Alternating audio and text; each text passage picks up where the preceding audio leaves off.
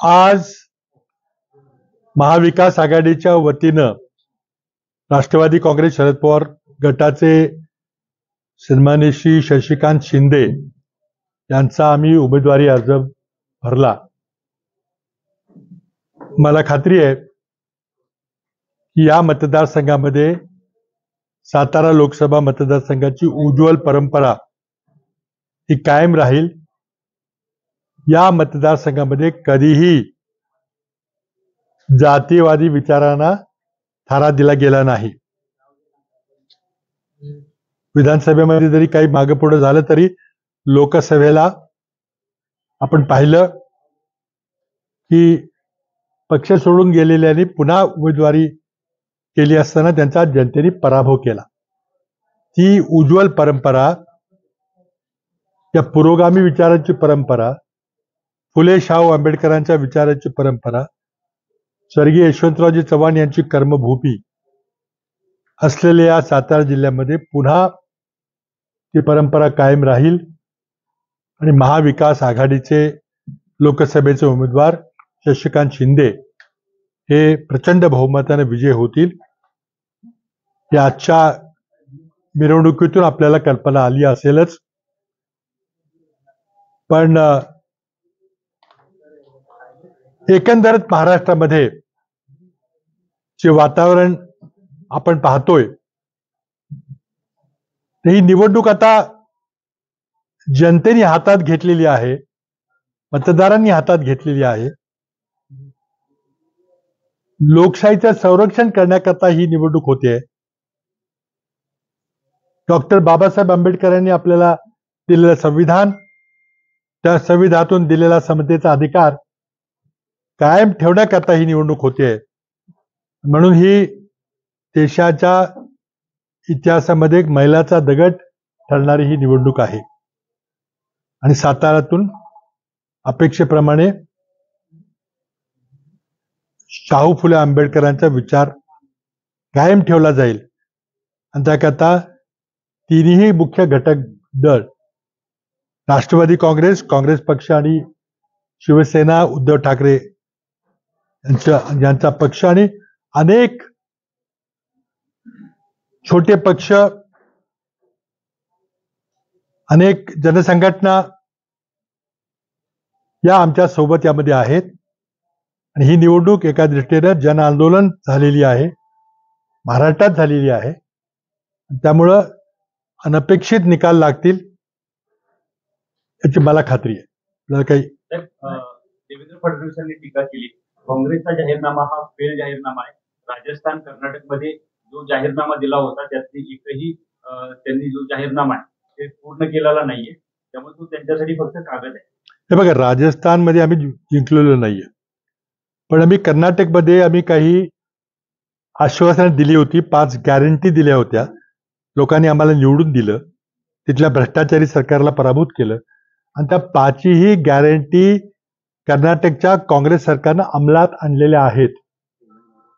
आणि म्हणून मला खात्री आहे की काँग्रेस पक्षाच्या जाहीरनाम्यामध्ये आम्ही जी काही अभिवचनं दिलेली आहेत, 5 घटकांच्या करता जी आश्वासन दिलेली आहेत आणि ही अंमलात येणारी आहेत। उगीच आपली बोगस मोदींसारखी आम्ही 2 कोटी नोकऱ्या दरवर्षी देतो, 15 लाख रुपये देतो, शेतकऱ्याचं उत्पन्न दुप्पट करतो, अशी बोगस आश्वासनं नाहीत। आणि त्यामुळे कर्नाटकचं उदाहरण आपल्या समोर आहे। कर्नाटकमध्ये आम्ही दिलेली सर्वच्या सर्व आश्वासनं मी पूर्ण केलेली आहेत। तिथं आमचं सरकार आलं नाही, तिथं आमच्याकडून आश्वासनं पूर्ण करण्याची अपेक्षा करणं योग्य नाही। पुण्याचे काँग्रेसचे नेते जे आबा बागुल हे देवेंद्र फडणवीसांच्या भेटीसाठी नागपूरला जाणार, ते नाराज आहेत रवींद्र दंगेकरांना तिकीट दिल्यानंतर, काय येतं? नाही, मला याबद्दल काही माहिती नाही आहे, परंतु शेवटी असं असतं की इच्छुक अनेक असतात, तिकीट एकालाच मिळतं। सुरुवातीला नाराजी होते, पण ती नाराजी झटकून लोक कामाला लागतात। आबा बागुल यांचं मी त्यांच्याशी बोललो होतो काही दिवसापूर्वी। त्यांना संघटनेचं काही पदाची अपेक्षा आहे, तिकीट मिळालं नाही म्हणून काही नाराजी असं नाहीये। अर्थात प्रत्येकाला वाटतं की आपल्याला तिकीट मिळावं, पण एकदा मिळालं नाही, एकदा श्रेष्ठीने निर्णय घेतला की मग लोक कामाला लागतात। मला खात्री आहे ते काही वेगळा विचार करणार नाही. साहेब, काल एपीएमसी मार्केटमध्ये घोटाळा झाला असं आरोप करून शशिकांत शिंदेची चौकशी तुम्हीच लावली होती असं पत्रकार परिषदेवर माहिती सांगितलंय. तुमचं मत काय की त्यावेळेला तुम्ही चौकशी लावली होती आणि काय पद्धतीने तो सगळं झाला? नाही, मला जे आठवतंय की मुंबई एपीएमसीची मुदत संपली होती डिसेंबर 13 मध्ये. त्याची मी 1 वर्ष मुदत वाढ दिली होती आणि देवेंद्र फडणवीस आल्यानंतर त्यांनी तिथं प्रशासक बसवले सौनिक म्हणून डिसेंबर 2014ला. एवढं मला माहिती आहे, बाकी मला काही त्यात माहिती नाहीये. माहिती घेईन. पण उद्या दुपारी 1 वाजता शशिकांतजी शिंदे हे प्रेस घेऊन आपल्याला सर्व प्रश्नाची उत्तरं देणार आहे. उत्तमराव जानकर हे माड्यामधून नाराज असलेले चर्चा होते, मात्र त्यांनी आता रणजित निंबाळकर, जयकुमार गोरे यांच्यासोबत जाऊन देवेंद्र फडणवीस आणि बावनकुळे यांची भेट घेतली आहे. 45 मिनिटं सुमारे ही चर्चा झाली. यामध्ये ते नाराज नाहीयेत, भूमिका लवकर जाहीर करतो असं म्हटले. आता जे भूमिका जाहीर करतील त्यानंतर चर्चा करता येईल. पण मला वाटतं की आज सातारा असेल किंवा म्हाड्यामध्ये जी तिथं चलबिचल चाललेली आहे, उमेदवार बदलायचा का नाही बदलायचा. सातारला तर काय चाललं तुम्ही बघितलं. किती 15 दिवसापूर्वी ती विजय मिरवणूक निघाली, पण अजूनही काही पत्ता नाहीये. म्हणजे त्याला शेवटी असं आहे की महायुतीमध्ये खूप संघर्ष आहे. आपण बघतोय की 10 जागा त्यांना अजून निर्णय करता आलेला नाही. सातारच्या जागेचाही निर्णय करता आला नाही. महाआघाडीचा उमेदवार आल्यावर आम्ही करू असं एक भूमिका होती. तर आमचा उमेदवार तर 2-3 दिवशीच जाहीर झाला होता. परंतु या अनिश्चितता जी आहे त्यातूनच सातारा लोकसभा निवडणुकीचा निकाल काय लागणार आहे याची तुम्हाला कल्पना आली असेल. वंचित बहुजन आघाडीच्या नेते प्रकाश आंबेडकर यांनी काँग्रेसला काही जागेवर पाठिंबा दिला. आपण प्रकाश आंबेडकर यांना काँग्रेस याचा पाठिंबा नाही बा, आमची प्रामाणिक इच्छा होती की प्रकाश आंबेडकरांच्या वंचित जो काही त्यांचा जो पक्ष आहे त्यांनी महाविकास आघाडीमध्ये यावं. त्याकरता आम्ही त्यांना काही 4-5 लोकसभेच्या जागा देऊ केल्या होत्या. पण आता जागा वाटप करताना ती जागा निवडून आली पाहिजे ही एक रास्त अपेक्षा प्रत्येकाची असते. आम्ही शेवटपर्यंत वाट पाहिली, परंतु सकारात्मक प्रतिसाद आला नाही. आणि त्यामुळं त्यांचे काही सहकारी आम्हाला सांगत होते की यांना निवडणूक लढवायची आहे, भाजपची बी टाइम आहे असं काही लोक म्हणतात. उद्या तुषार गांधी म्हटले. पण आम्ही प्रामाणिक प्रयत्न केला की त्यांनी यावेळेला आमच्याबरोबर राहावं, कारण आज प्रकाश आंबेडकर यांच्याकडेच आंबेडकर हे नाव आहे. ते त्यांनी लोक संसदेमध्ये काम केलेलं आहे. आज देशामध्ये एक दलित समाजाचं आणि एक समतावादी चळवळीचं नेतृत्व करण्याची त्यांना संधी होती. आणि या भावनेतून आम्ही त्यांना आमच्या महाविकास आघाडीमध्ये यावं म्हणून शेवटपर्यंत प्रयत्न केला, पण त्याला यश आलं नाही. आता एकमेकाला आरोप प्रत्यारोप करण्यात काही अर्थ नाही. पण मागच्या निवडणुकीमध्ये प्रकाश आंबेडकरांच्या वंचित आघाडीमुळं 9 ठिकाणी भाजपचे खासदार निवडून आले होते. आमचे दिग्गज नेते सुशीलकुमारजी शिंदे असतील, अशोकराव चव्हाण असतील यांचा पराभव झाला होता. अर्थात 2019ची परिस्थिती आज नाहीये. 2019ला वंचित बरोबर MIM होती, ती MIM आता नाहीये.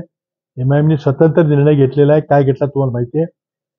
त्यांना 8% मतं होती मागच्या वेळेला. आता त्यातली 5% MIMची मतं गेली तर त्यांच्याकडे 3-4% मतं आहेत. आणि मला वाटतं की त्यातली मतं त्यांचे जे सहकारी आहेत त्यांना हे लक्षात आलेलं आहे.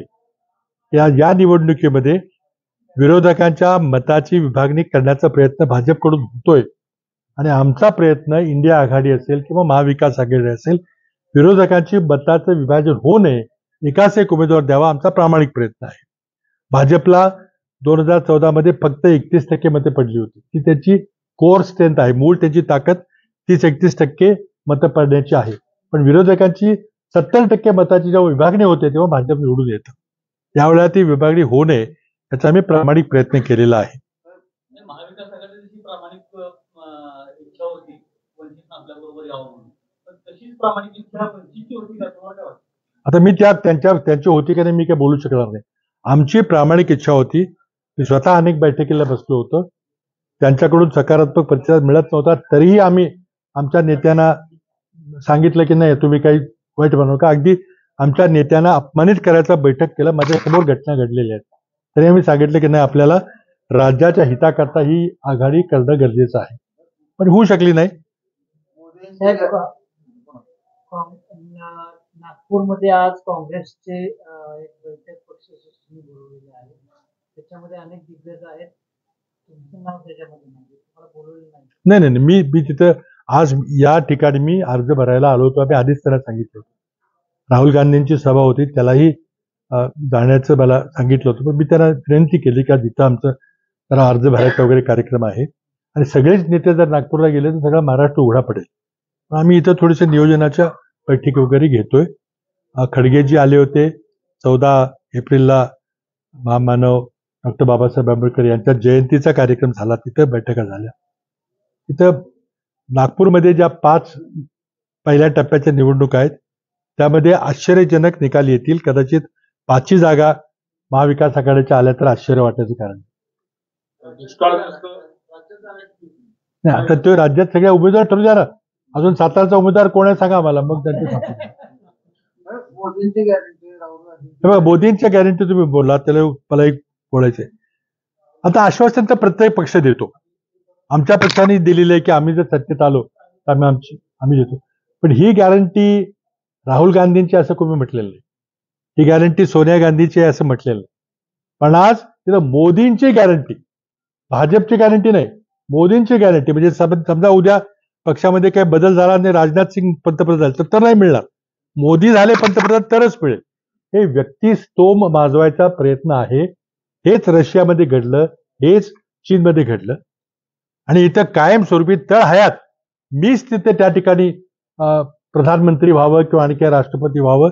आम्हाला भीती आहे की आज तुम्ही पुन्हा त्यांच्या चुकून हातात जर सत्ता गेली तर या देशाचं संविधान बदलायचा प्रयत्न होईल. तसं त्यांचे खासदार, कर्नाटकचे खासदारांनी सूचक वक्तव्य देखील केलेलं आहे. लोकसभेच्या 343 जागापैकी 2/3 बहुमताला 360 माणसं लागतात, म्हणून 370 हा आकडा त्यांनी जो सांगितला तो सूचक आकडा आहे. त्यांना डॉक्टर बाबासाहेब आंबेडकरांचं संविधान रद्द करायचंय, त्यामध्ये आमूलाग्र बदल करायचा आहे. नुसता शोभेकरता ढाचा ठेवायचा, पण आतला आत्मा काढून घ्यायचा आहे. म्हणून ही अटीतटीची लढाई, संविधान वाचवायची लढाई असं मी सांगतो. बघा ईव्हीएम मशीन त्यांनी आमच्या हातामध्ये तपासण्याकरता कधी दिलेलं नाही. आम्ही विनंती केली की काँग्रेसला नका देऊ किंवा विरोधी पक्षाला देऊ नका, पण भारतीय मूळाचे आंतरराष्ट्रीय जे तज्ज्ञ आयटीचे असतील त्या एका निपक्षपाती एका 10 लोकांच्या टीमला हे मशीन देऊया, त्यांना बघू द्या यामध्ये काही गडबड करता येते का नाही. ते केलेलं नाही. आज प्रश्न असा आहे की ईव्हीएम मध्ये हॅकिंग होतं का नाही, व्हीव्हीपॅटची 100% मोजणी झाली की नाही, अनेक पर्याय आहेत.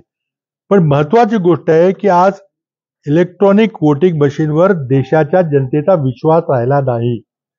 आणि इलेक्शन कमिशनचं, निवडणूक आयोगाचं कर्तव्य आहे की फ्री अँड फेअर इलेक्शन, म्हणजे ज्या निवड पद्धतीमध्ये भारताच्या जनतेचा विश्वास असेल अशी निवड पद्धती निवडली पाहिजे. मग ती पेपर बॅलेट असेल तर पेपर बॅलेटला गेलं पाहिजे. त्यामुळे ते हॅक होतं, असं हॅक होतं, तसं होतं मी सांगू शकणार नाही, कारण आमच्या हातात आलेलं. पण आमचा विश्वास नाही, जनतेचा विश्वास नाही. तिथं अनेक आंदोलनं चाललेली आहेत, ईव्हीएम हटाव मोहीम चाललेली आहे. निवडणूक आयोगाला आमची नम्र विनंती आहे की त्यामध्ये काही अडचणी नाहीत. आपण अनेक निवडणुका पेपर बॅलेटने घेतल्या, अनेक देशांनी इलेक्ट्रॉनिक मशीन वापरली, पण पुन्हा ते पेपर बॅलेटकडे गेले. पण पेपर बॅलेटमध्ये जी विश्वासार्हता आहे ती आम्हाला वाटत नाही इतर कुठल्या प्रक्रियेमध्ये. सांगलीचा आता काय जागा वाटपामध्ये बरीच चर्चा झाली, पण एकदा श्रेष्ठतेने निर्णय घेतल्यानंतर तो अंतिम निर्णय आहे. मला खात्री आहे की जे आमचे काही नाराज सहकारी असतील ते बरोबर येतील. परिस्थिती आता जिल्ह्यामध्ये पाऊस नाहीये, वैरणीचा पण अडचण मोठ्या प्रमाणात शेतकरी मोठ्या प्रमाणात अडचण आहे. ह्याच्यावर शासन अजून काहीच करणार हे पहा, एक अत्यंत गंभीर अशी दुष्काळाची परिस्थिती राज्यात निर्माण झालेली आहे. उलट गेल्या आठवड्यात काही ठिकाणी अवकाळी पाऊस पडला, तिथेही नुकसान झालं विदर्भ मराठवाड्यामध्ये. मी जेव्हा जिल्हाधिकाऱ्यांना बोललो तेव्हा त्यांनी आमच्या सर्व पर्यायी व्यवस्था, टँकर कुठं लावायच्या, छावड्या कुठं लावायच्या, ही सगळी व्यवस्था तयार आहे. शासनाचा आदेश मिळाल्या क्षणी आम्ही ही यंत्रणा कार्यान्वित करू, असं आम्हाला जिल्हाधिकाऱ्यांनी सांगितलं. त्यांच्यावर विश्वास न ठेवण्याचं काही कारण नाहीये. आता प्रश्न असा आहे की शासनाकडे इच्छाशक्ती आहे का, किंवा शासनाला वाटतंय की दुष्काळ आहे का नाही. शासनाला वाटत असेल तर दुष्काळ नाहीये, मग काहीच करायची गरज नाहीये. पण आमची अगदी प्रशासनाला विनंती आहे, आता प्रशासन अर्थात वरून मंत्रालयातून आदेश आल्याशिवाय काही पुढे सरकणार नाही. प्रशासन आपलं चांगलं आहे, त्याला आदेश दिले ते करतील, सगळी व्यवस्था करतील. पण दुष्काळाची गंभीर परिस्थिती आहे. चारा छावण्या सुरू करण्याची आवश्यकता आहे. टँकर लागायला लागले, कुठे टँकर भरायचा, कुठे न्यायचा, किती त्याची वारंवारता ठेवायची, हे सगळं प्लॅनिंग आहे. त्याची गरज लागेल. जर पाऊस जून महिन्यामध्ये पडला नाही, आपल्याकडं बऱ्याच ठिकाणी दुष्काळी भागात पडत नाही, तर जुलै ऑगस्टची वाट बघावी लागली तर अतिशय गंभीर परिस्थिती निर्माण होईल. माझी शासनाला, मंत्रिमंडळाला विनंती आहे की जरी लोकसभा निवडणूक चालू असली तरी मिनिमम प्रशासन हे शासनाला त्या ठिकाणी करावं लागेल. ते शेवटी मुख्यमंत्री पदावर बसलेली माणसं आहेत, उपमुख्यमंत्री आहेत.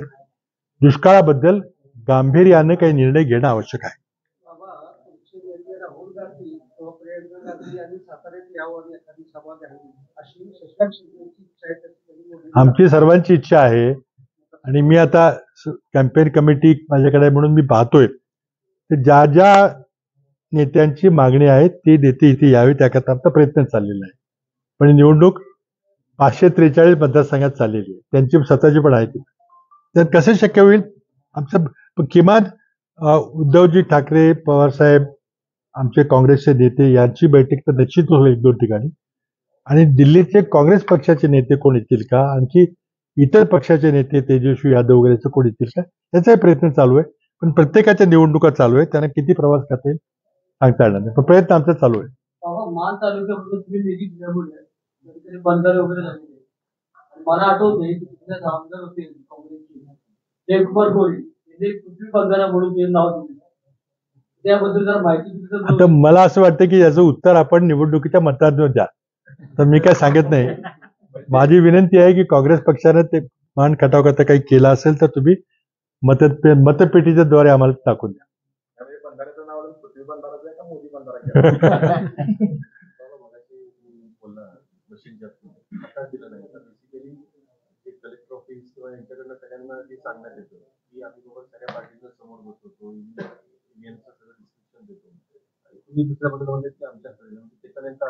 नाही बघा, आमची कायम मागणी आहे की आमच्या हातात देऊ नका, पण आंतरराष्ट्रीय IT तज्ज्ञ जे भारतीय मुळाचे असतील, ज्यांना भारताच्या लोकशाहीमध्ये एक त्यांचं इन्व्हेस्टमेंट असतं आहे, अशा लोकांना तुम्ही द्या.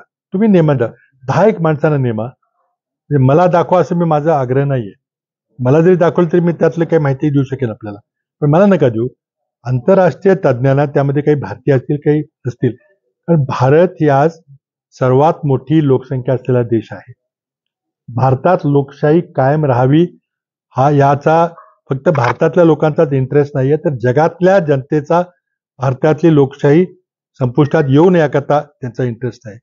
आणि या लोकशाहीला जर EVM मशीनमधून काही धोका असेल अशी शंका खूप प्रमुख लोकांनी व्यक्त केली असेल तर त्याची नोंद जगात घेतली गेलेली आहे. भारताची लोकशाही म्हणजे आपल्यापुरती, सातारपुरती मर्यादित नाही. जगातल्या लोकांचा भारतामध्ये लोकशाही शिल्लक राहणार आहे का नाही याच्याबद्दल चिंता आहे. मध्यंतरी ज्या गोष्टी झाल्या, मुख्यमंत्र्यांना तुरुंगात टाकलं गेलं, काँग्रेस पक्षाची खाती गोठवली गेली, आम्हाला 4,600 कोटीची इन्कम टॅक्सची नोटीस आलेली. राजकीय पक्षांना इन्कम टॅक्स भरावा लागत नाही हा कायदा आहे, तरी पण आमची खाती गोठवली. आम्ही प्रचार करू नये, आम्हाला जाहिराती देता येऊ नयेत, आम्हाला उमेदवारांना काही मदत करता येऊ नये याकरता प्रयत्न चाललेले आहेत. आणि याची दखल जर्मनीमध्ये घेतली, अमेरिकेने घेतली, युनायटेड नेशन्सनी, युनोनी घेतली. ही काही साधी बाब नाहीये. तर या देशातल्या निवडणुका पारदर्शक पद्धतीने व्हाव्यात, या देशातली लोकशाही अधिक मजबूत व्हावी ही इच्छा आपल्या भारतीयांची किंवा आमची विरोधी पक्षाची नाहीये, तर जगातल्या लोकांची इच्छा आहे की सर्वात मोठी लोकसंख्या असलेला देश जर आज हुकुमशाहीकडे निघाला तर त्याची चिंता सर्वांना.